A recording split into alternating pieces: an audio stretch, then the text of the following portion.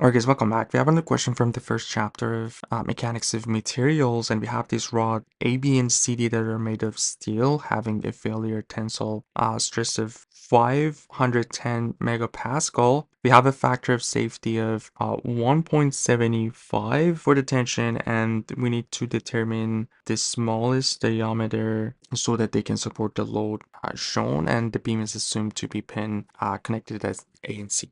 So first of all, the given that we have is the sigma of the fail, and we're asked to find the diameter for each of these two rods. And what we can do in here is that we know that the stress is force over the area, and we need the force in each of these two members, AB and CD, as a first step. So let's start with finding that. We'll go from there. So we're gonna draw the free body diagram for this part of this system.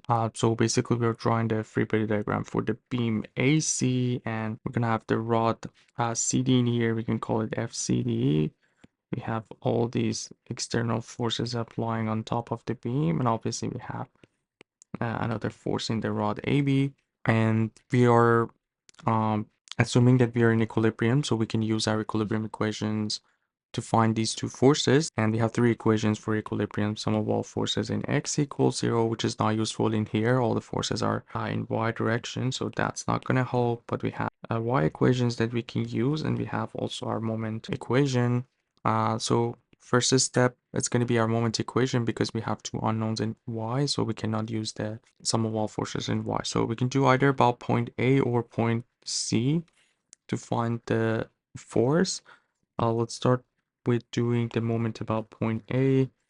We have a sign convention of counterclockwise positive, so we have the moment of the 4 kilonewton, which is clockwise about A, so negative 4 times the distance is going to be 2 meters. We have the moment of 6 kilonewton, again clockwise, so negative 6 times the distance, going to be 2 plus 2, so 4. And we have the 5 kilonewton, again negative, so 4 plus 3 is going to be 7.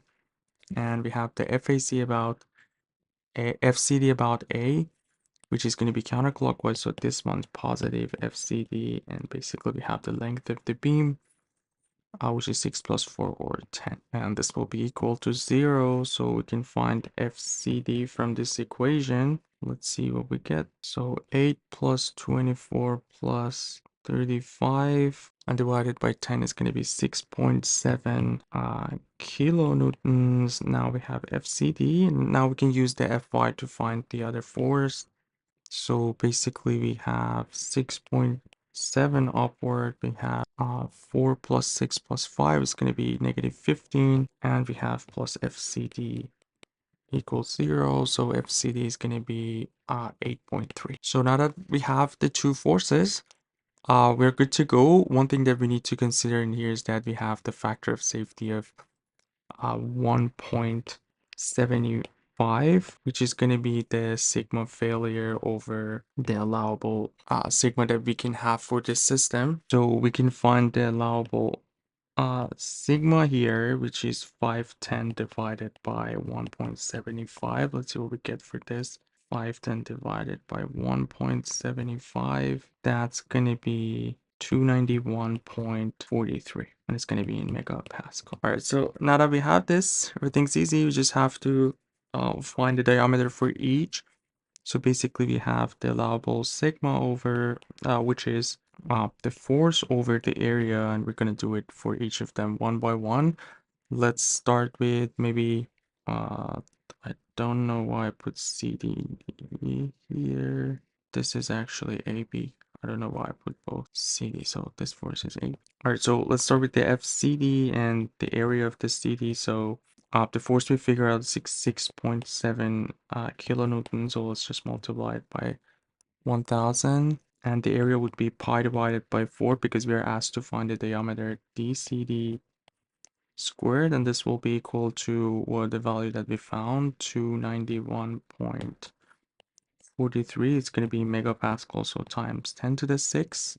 Now this is going to give us the diameter in meter. So let's just reshuffle things a little bit. So DCD squared is going to be, so we can cancel these out first, 10 to the 3. So we can keep the numerator 6.7, and this 4 can go to the top, and pi is going to be here, and the rest will be this value in here, 291.43 times 10 to the 3. Or we can just put the square root here to find the diameter straight. So DCD will be, we have the square root and our ratio 6.7 times 4 over pi times 291.43 times 10 to the 3. So the CD is going to be this value in meter, but we can convert it to millimeter right here. So 5.41 millimeters, that's going to be our DCD. And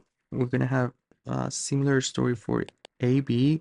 So I'm just going to put the ratio in here. So the force is different. It's going to be 8.3 this time, but the rest is the same. So we just have 8.3 here, and that's going to give us 6.02 millimeters. And yeah, the final answer for this question. Hope everything was clear. Let me know if you guys have any questions. You guys take care. I'll see you in the next video. Have a good one.